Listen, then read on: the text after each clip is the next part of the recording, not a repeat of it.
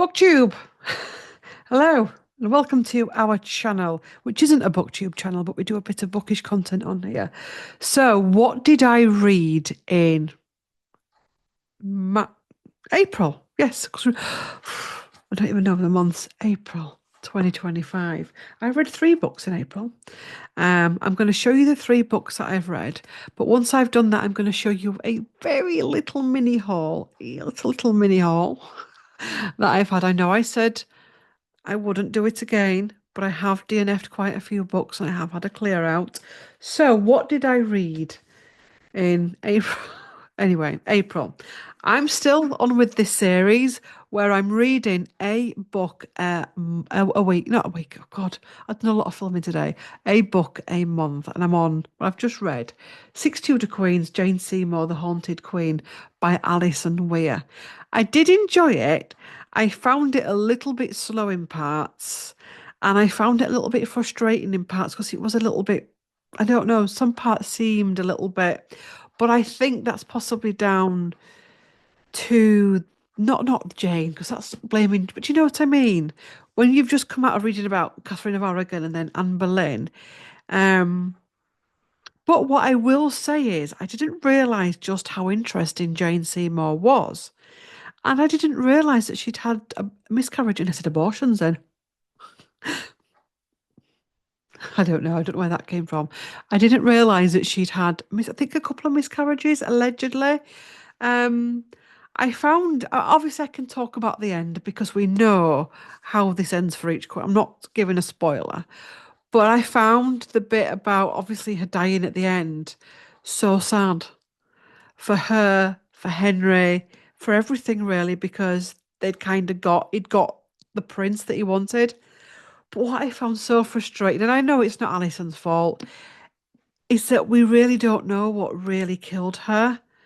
Um, According to the book, let me just take that off. According to the book, she had eaten some. Oh, that ties in with a video I've just done on CTGT Tarot about the curse of the Princess of Wales title.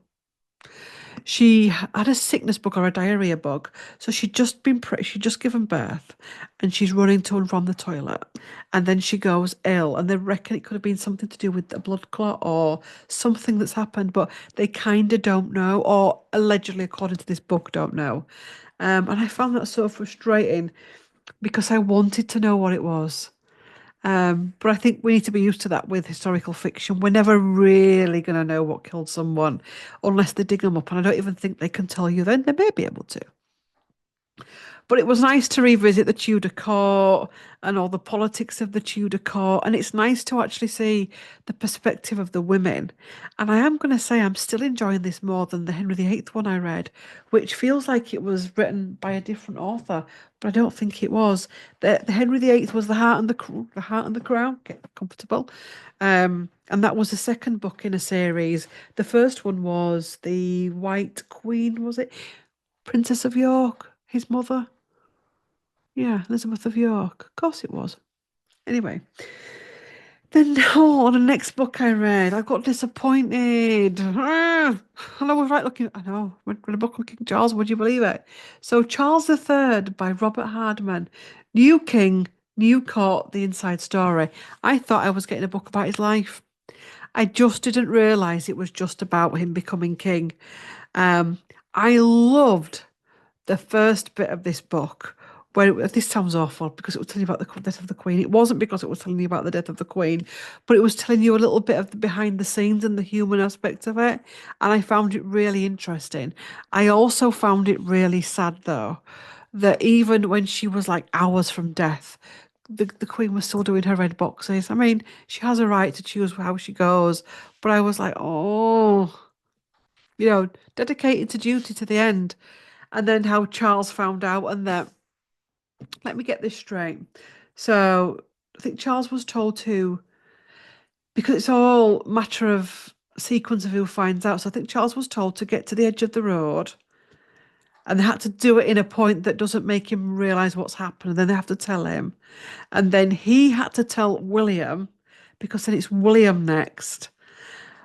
But it had to go through an operator.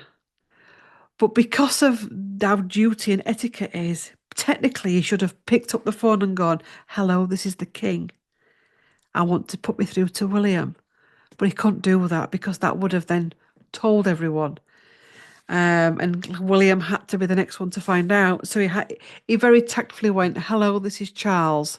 Put me through to William," and then told him. And it discusses all about, Meghan and Harry and what happened there with Meghan wanting to be at the bedside and etc., etc., etc. And I was flying through it and I loved it. And even Gary was like, "Whoa, you're going." I was like there. And I was just like was galloping through it. It was heading to be the best book of, well, one of the best books of 2025. And then you get to about here. For me, I was disappointed because it wasn't about his life and I really wanted to have a book about his life. Any recommendations for books about King Charles's life? Let me know in the comments. It very briefly touched on his marriage to Diana, very briefly touched on his childhood, but it was all about the Queen dying up to and just after the coronation, with an extra chapter of last year's health stuff. It went on and on and on and on and on about the old Queen's coronation, to a point that he was actually repeating himself over and over again. I know what he was trying to do was trying to bring in that coronation to Charles's coronation, but you just got bored. I got bored. I don't know if that's the author or what, but I just got bored of it. Um, and then it moves on. But by the time it moved on, it had kind of lost me. And then it was kind of in a funny place where it was briefly touching on things. And then I realised what actually happens in these circumstances. That this biography, I think, was commissioned, I think, by the palace to mark him becoming king. I'm not saying I want to sit down and watch something that's come straight from the sun, but I wanted a human element of him. There was a little bit of it in there, but not in the way that I thought I'd get. So I was disappointed. And it felt like it was giving you stuff, but not giving you the full story. So I've read it. I think if you go into it knowing that it's not a biography of his life and that there's a lot of covering the past, like Queen Elizabeth II's coronation, I think you'll be fine. And if that's your thing, that's fine. I do like history. And I do like, and I could listen to, somebody that was around in the Queen's time talking. My nana used to about the coronation and about the Queen's wedding and everything, and I loved it. But it just went a little bit boring. Um, yeah, which is disappointing. Like I said, let me know in the comments of any books to do with Charles's life that are written in a balanced way. I don't want to read books where he's the saint of the world, but neither do I want to read books where he's like ripped to pieces. I'm over that shit. Then the next book I read was The Real James Harriet by Jim White.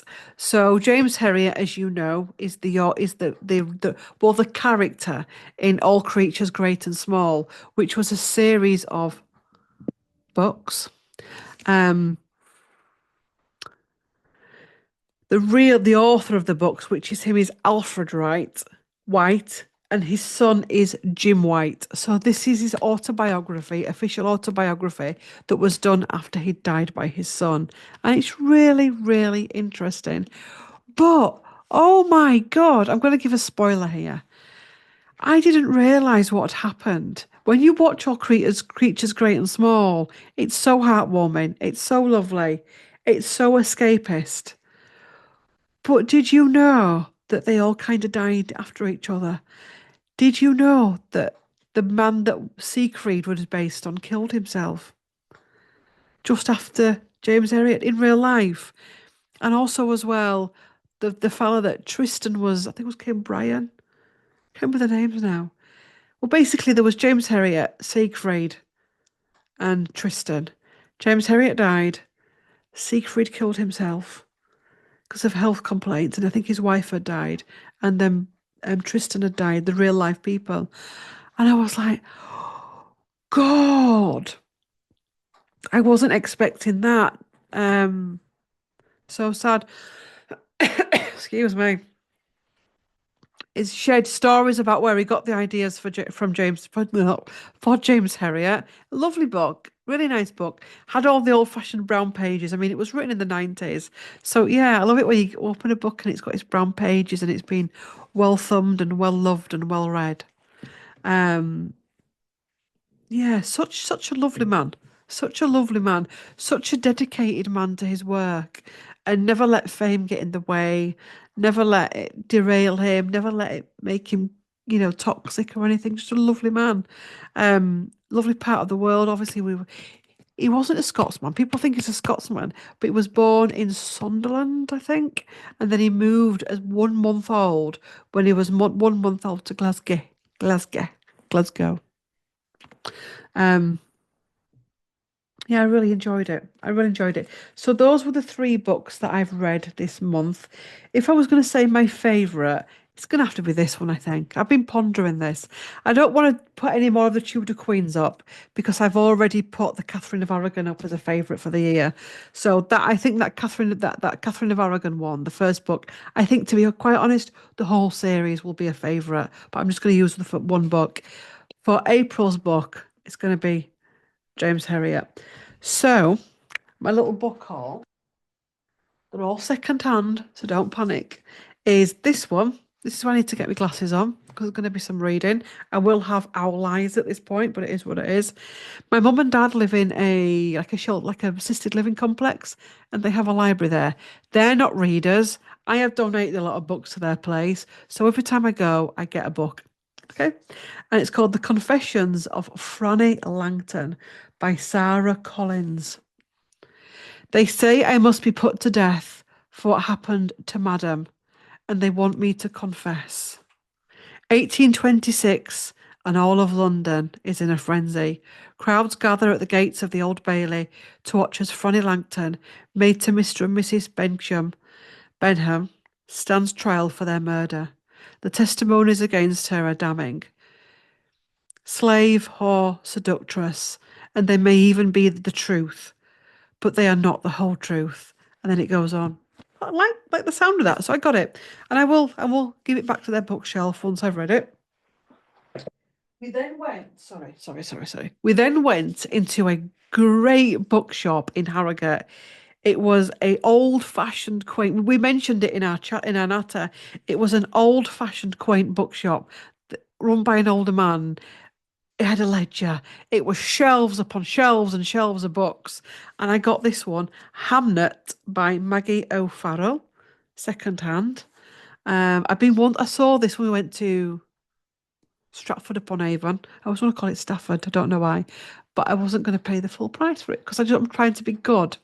So yeah, on a summer's day in 1596, a young girl in Stratford upon Avon takes to her bed with a sudden fever. Her twin brother Hamnet searches everywhere for help. Why is nobody at home? And it goes on. So I've got Hamnet. And then, because I just read the James Herriot biography, I was like to Gary, I'd like to get the original James Herriot books. So when I saw this old-fashioned bookshop in Harrogate. I was like, Harrogate, Yorkshire, nearly North York. I think Harrogate's North Yorkshire on the brink. I was like, we could be in with a look here. So I goes into the bookshop and I'm looking round.